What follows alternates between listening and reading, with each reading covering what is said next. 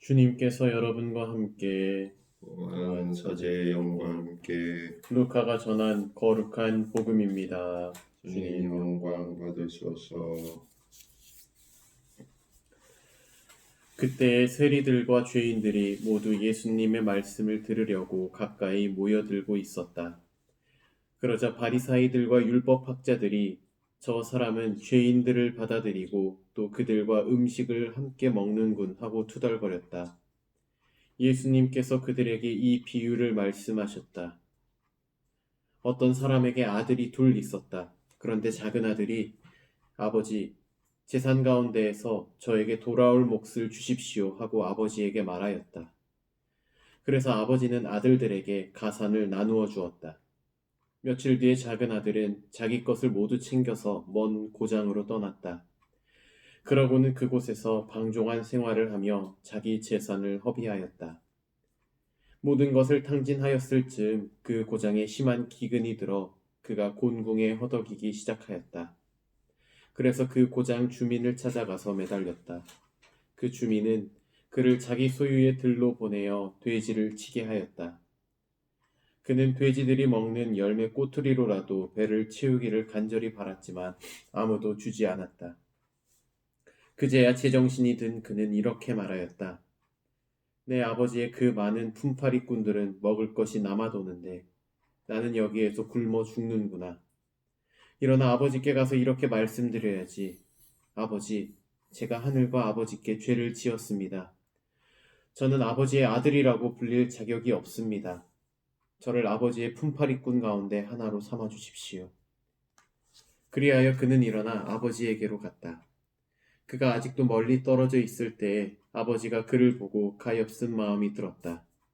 그리고 달려가 아들의 목을 껴안고 입을 맞추었다. 아들이 아버지에게 말하였다. 아버지, 제가 하늘과 아버지께 죄를 지었습니다. 저는 아버지의 아들이라고 불릴 자격이 없습니다. 그러나 아버지는 종들에게 일렀다. 어서 가장 좋은 옷을 가져다 입히고 손에 반지를 끼우고 발에 신발을 신겨 주어라. 그리고 살찐 송아지를 끌어다가 잡아라. 먹고 즐기자. 나의 이 아들은 죽었다가 다시 살아났고 잃었다가 도로 찾았다.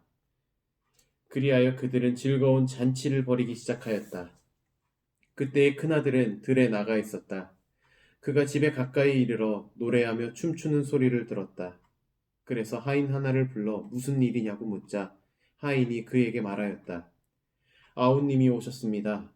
아우님이 몸성이 돌아오셨다고 하여 아버님이 살찐 송아지를 잡으셨습니다. 큰아들은 화가 나서 들어가려고도 하지 않았다. 그래서 아버지가 나와 그를 타이르자 그가 아버지에게 대답하였다. 보십시오. 저는 여러 해 동안 종처럼 아버지를 섬기며 아버지의 명을 한 번도 어기지 않았습니다. 이러한 저에게 아버지는 친구들과 즐기라고 염소 한 마리 주신 적이 없습니다. 그런데 창녀들과 어울려 아버지의 가산을 들어먹은 저 아들이 오니까 살찐 송아지를 잡아주시는군요. 그러자 아버지가 그에게 일렀다. 얘야, 너는 늘 나와 함께 있고 내 것이 다 내 것이다. 너의 저 아우는 죽었다가 다시 살아났고 내가 잃었다가 되찾았다. 그러니 즐기고 기뻐해야 한다. 주님의 말씀입니다. 그리스도님 찬미합니다. 네, 참 예수님, 오늘은 사순 제2주간의 마지막 날이면서 또 오늘은 3월 14일이라서 우리가 서로 사랑하는 마음을 나누는 화이트 데이이기도 하죠.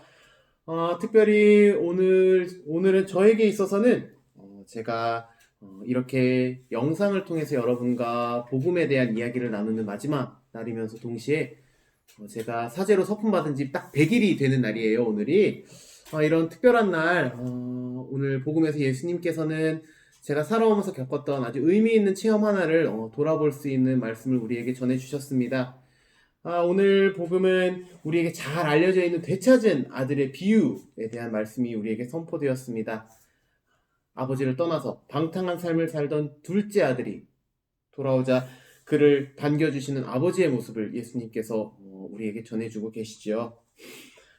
오늘 복음은 우리가 아무리 어떤 잘못을 하더라도, 설령 우리가 방탕한 삶을 살더라도 우리가 정신을 차리고 회개해서 아버지 하느님께 찾아갔을 때 하느님께서는 그런 우리를 막 멀리 쫓아내지 않고 언제나 반겨주시는 자비로우신 분이라는 점을 우리에게 알려주는 복음입니다. 그래서 우리에게 회개하는 우리를 받아주시는 자비로운 하느님에 대해서 이야기할 때 꼭 빠지지 않고 이야기하는, 뭐랄까요, 단골 음식점에 가서 먹게 되는 단골 메뉴 같은 그런 말씀이지요. 이 말씀을 통해서 우리는 자비로우신 하느님에 대해서 생각해 보게 됩니다. 우리가 어떤 잘못을 하더라도 반겨주신 하느님을 우리는 이렇게 말씀을 통해서 만나게 되고, 또 우리의 삶을 돌아보면서 뉘우치고 또 성전에 찾아와서 하느님께 기도하면서 용서를 구하기도 하고, 또 고해성사를 통해서 하느님께 용서를 구하기도 합니다. 그런데 우리가 이렇게 자비로운 하느님을 체험할 수 있는 것은 이렇게 우리가 성전에 가서 하느님께 기도할 때만, 하느님께 성사를 드릴 때만 체험할 수 있는 것이 아니라 우리의 일상 생활 안에서도 이렇게 우리 용서를 구하는 우리를 받아주시는 자비로우신 아버지 하느님에 대해서 체험할 수 있습니다. 제가 신학교 들어가 이제 일반 대학교를 이제 다녔었던 적이 있는데요. 제가 20살 때 이제 일반 대학교 다니면서 본당에서 청년 활동도 이제 했었습니다. 그때 이제 청년들 보통 성경 공부를 이제 하게 되는 청년 성서 모임을 이제 하게 되는데요. 그때 이제 제가 창세기 이제 그룹 공부를 하고 있을 때의 일입니다.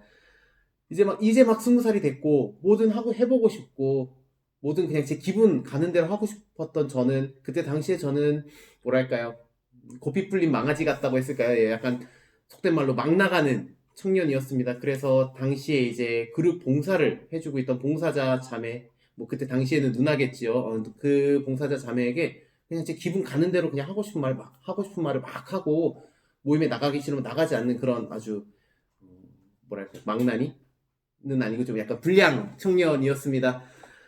이 자매가 저를 보면서 얼마나 답답하고 속이 상하고 마음이 아팠을까요? 저는 이제 그런 거 전혀 생각하지 않고 지내다가 문득 그 자매는 나를 보면서 어떤 마음이 들까라는 생각을 하다 보니까 자연스럽게 이 자매를 향한 미안한 마음이 들어서 자매에게 연락해서 사과를 구하고 이제 직접 만나서 울면서 용서를 구했던 적이 있습니다. 이 자매가 저를 어떻게 받아줬을까요?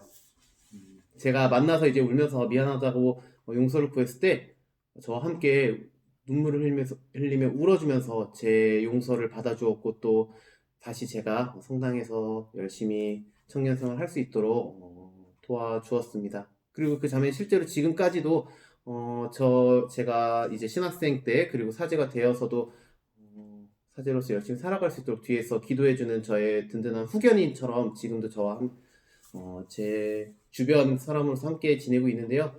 이런 걸 돌아보면서 우리가 일상 안에서도 자비로우신 하느님을 체험할 수 있지 않나라는 생각을 해봅니다. 우리가 누군가의 마음을 아프게 했을 때, 누군가를 불편하게 했을 때, 우리가 그렇게 내가 누군가를 불편하게 했구나, 마음을 아프게 했구나라는 것을 인정하고 그것에 대해서 그 사람에게 용서를 구했을 때, 그리고 그 사람이 그런 우리의 용서를 받아주었을 때, 그때 우리가 느끼게 되는 그 한없는 고마움과 감사함, 거기서 우리는